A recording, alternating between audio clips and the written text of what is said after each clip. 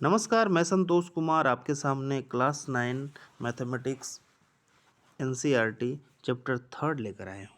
Chapter 1 and 2 हमने पूरा complete कर लिया है, पूरा उसको पढ़ भी लिया है और एक्सरसाइज भी बना लिया है। अब चैप्टर 3 जिसका नाम है coordinate geometry. Coordinate geometry means निर्देशांक ज्यामिति। निर्देशांक का मतलब हुआ निर्देश अंक। अंक के माध्यम से हम दिशा और किसी भी पॉइंट का लोकेशन और उसका एड्रेस दिखलाएंगे। आइए शुरुआत करते हैं। तो किसी भी पॉइंट का एड्रेस दिखलाने के लिए हमें कुछ रेफरेंस की ज़रूरत पड़ती है। आप सोचिए, आपका घर का एड्रेस दिखाने के लिए कितने रेफरेंस की ज़रूरत पड़ी। आपका गांव का नाम, मोहल्ला का नाम, डिस्ट्रिक्ट का नाम, स्टेट का नाम, देश का नाम, महादेश का नाम। तो इतने सारे रेफरेंस दिखाए तब आपका घर एक इस ब्रह्मांड में एक यूनिक पॉइंट दिखा पाए हम। ठीक उसी प्रकार यहाँ पर भी हम पॉइंट को एक नाम देने की कोशिश करेंगे। तो पॉइंट को नाम देने के लिए हमें कुछ रेफरेंस की ज़रूरत पड़ेगी। तो आइए वो रेफरेंस के बारे में हम थोड़ा विचार करते हैं। अब सोचिए कि किसी टेबल के ऊपर चाय का कप रखा हुआ है। तो इस चाय के कप तक जाने के लिए आप कितना तरीके अपना सकते हैं। एक तो अगर मान लिया आप यहाँ पे हैं, इस पॉइंट को रेफरेंस मान लें, इस पॉइंट को, ओ पॉइंट को। तो अब उस कप तक जाने के लिए, ये चाय का कप है, इस कप तक जाने के लिए आप क्या करोगे, सीधे ओ से ऐसे जा सकते हो। तो इसमें क्या किया हमने, यह एक कोण बनाया और यह एक दूरी तय की। मान लिया कोण थीटा कोण है और यह एक दूरी आर दूरी है। तो इस प्रकार हमने यह कोण बना करके, ये थीटा कोण बना करके बार बार आर दूरी तय करेंगे तो ठीक ठीक हम इस कप तक पहुंच जाएंगे। लेकिन ये कोण अगर अलग हो जाएगा तो भी हम सेम दूरी तय करेंगे, फिर भी नहीं पहुंच पाएंगे। या फिर ये कोण सेम रहेगा लेकिन यह दूरी अलग हो जाए, तब भी हम नहीं पहुंच पाएंगे, आगे निकल जाएंगे या पीछे ही रह जाएंगे। तो इस प्रकार से हमने पहला तरीका देखा कि एक कोण होता है और एक उसका दूरी होता है। तो थीटा और आर, इस प्रकार से एक पॉइंट जो है, एक रेफरेंस हम ओरिजिन मानते हैं, ओरिजिन।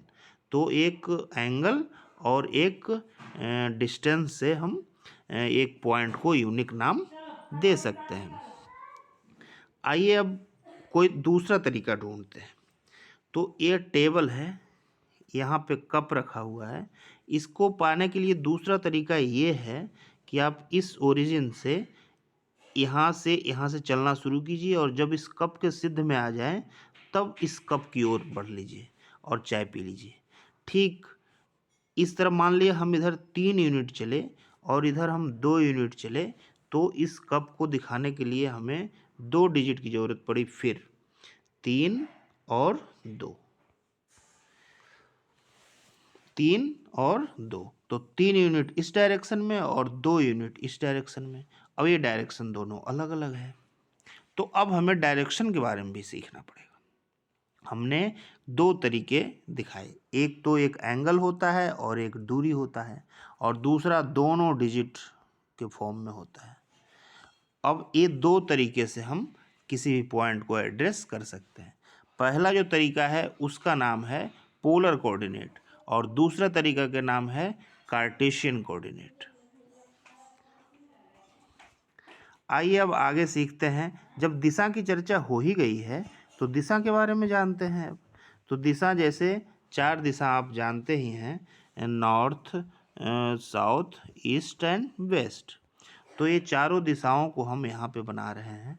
ये नॉर्थ हो गया, ये साउथ हो गया, ये ईस्ट हो गया और ये वेस्ट हो गया, और ये 90 डिग्री पे एक दूसरे को कट कर रहा है।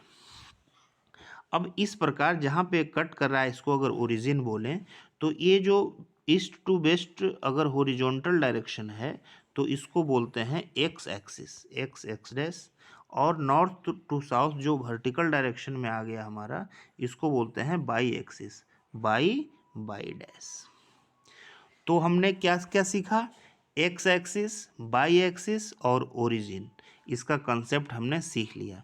X axis, by axis and origin. फिर से एक बार देख लीजिए, by axis, x axis, origin, ये तीन चीज हमने समझ लिया। और पॉइंट दिखाने के कितने तरीके, एक यहाँ पे थीटा कोण बनाते हुए आर दूरी, तो आर थीटा, ये हो गया पोलर कोऑर्डिनेट। और दूसरा क्या है कि पॉइंट है तो यहाँ से यहाँ तक इतना चल दिए और इसके सिद्ध में आए तो ऐसे बढ़ लिए। तो ये हो गया 3 यूनिट और 2 यूनिट, तो ये हो गया 3 और 2। इसके अलावा कुछ भी हो सकता है, अलग अलग भी दूरियां हो सकती है। आइए आगे बढ़ते हैं। ये जो हमने अभी दिशा दिखाया ये कुछ नहीं है, 2 नंबर लाइन है। 2 नंबर लाइन अगर ये एक दूसरे को ऐसे कट करें, यहाँ पे O है, ये हो गया 1 2 3, इधर हो गया 1 2 3। जीरो के इस डायरेक्शन में -1 -2 होता है और नीचे डायरेक्शन में -1 -2।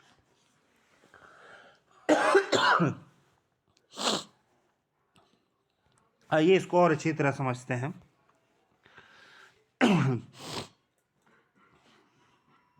जब दो दिशाएं एक दूसरे को इस तरह से नॉर्थ साउथ और ईस्ट वेस्ट कट कर रहे थे तो 4 क्वाड्रेंट बना। फर्स्ट क्वाड्रेंट हो गया, सेकंड क्वाड्रेंट हो गया, थर्ड क्वाड्रेंट हो गया और फोर्थ क्वाड्रेंट हो गया। फर्स्ट क्वाड्रेंट में क्या होगा, ये भी पॉजिटिव होगा और ये भी पॉजिटिव होगा। तो इस तरह फर्स्ट क्वाड्रेंट में एक्स और वाई दोनों पॉजिटिव होगा। सेकेंड क्वाड्रेंट में क्या होगा, एक्स तो निगेटिव हो जाएगा और वाई पॉजिटिव हो जाएगा। थर्ड में दोनों निगेटिव हो जाएगा। एंड फोर्थ में एक्स पॉजिटिव रहेगा और वाई निगेटिव रहेगा।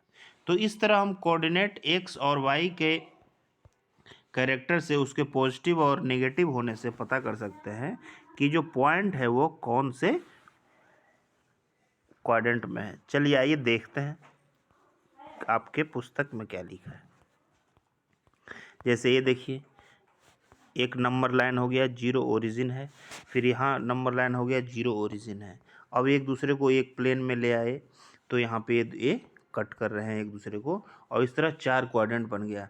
तो फर्स्ट क्वाड्रेंट में क्या है, फर्स्ट क्वाड्रेंट में आपका एक्स भी पॉजिटिव है, वाई भी पॉजिटिव है। सेकेंड में क्या है, एक्स तो नेगेटिव हो गया, वाई पॉजिटिव हो गया। और थर्ड में क्या हो गया, एक्स एंड वाई दोनों नेगेटिव हो गया। और फोर्थ में एक्स पॉजिटिव और वाई नेगेटिव।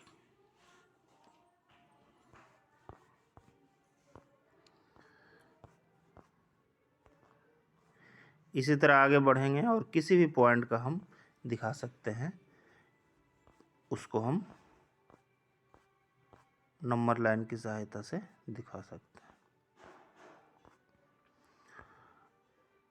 अब यहाँ पे हर पॉइंट का नाम दिखाइए, बताइए ए बी का क्या नाम होगा। तो ये आपके लिए ए 0 से कहाँ कितनी दूरी पे है, तो 4, और इस डायरेक्शन में कितनी, 3। तो दोनों डायरेक्शन में, एक डायरेक्शन में 4 दूसरे में 3 की दूरी पे है, तो इसका 4 और 3 हो जाएगा बी का। और फिर इसी तरह एम का क्या होगा, तो एम का क्या हो जाएगा, 3 -3 होगा और इधर 4 होगा, -3 और 4 हो जाएगा। ठीक इसी तरह इधर एल का क्या होगा, तो एल का हो जाएगा -5 एंड -4। एक्स कोऑर्डिनेट को पहले और वाई कोऑर्डिनेट को बाद में लिखते हैं। यहाँ पे क्या होगा, एस का क्या हो जाएगा, तो 3 एंड -4।